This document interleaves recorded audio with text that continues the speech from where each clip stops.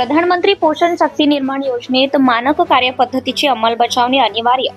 केंद्र शासनाच्या निर्देशानुसार राज्यात राबवण्यात येणाऱ्या प्रधानमंत्री पोषण शक्ती निर्माण योजनेत मध्यान्ह भोजनामुळे अन्न विषबाधेच्या वाढत्या घटनांच्या पार्श्वभूमीवर महाराष्ट्र शासनाने आता मानक कार्यपद्धती लागू केली आहे. दिनांक 21 डिसेंबर 2022 रोजी यासंबंधी परिपत्रक जारी करण्यात आले आहे.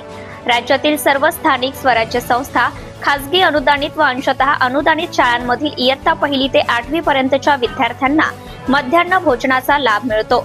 इयत्ता 1ली ते 5वी साठी 450 उष्मांक व 12 ग्रॅम प्रथिने, तर इयत्ता 6वी ते 8वी साठी 700 उष्मांक व 20 ग्रॅम प्रथिनांची अट असून या भोजनाचे वितरण शाळा व्यवस्थापन समितीमार्फत, महिला स्वयंपाकी किंवा बचत गटामार्फत केले जाते. राज्यात काही ठिकाणी या भोजनातून अन्न विषबाधा झाल्याच्या घटना घडल्याने शासनाने खबरदारीचा उपाय म्हणून आता सर्व शाळांना अन्न तयार करताना आणि वितरित करताना ठराविक प्रक्रियेचे काटेकोर पालन करण्याचे आदेश दिले आहेत. संबंधित सर्व यंत्रणांनी केंद्र व राज्य शासनाच्या वेळोवेळी दिलेल्या मार्गदर्शक सूचनांचे पालन करणे बंधनकारक करण्यात आले आहे. Subscribe now and press the bell icon.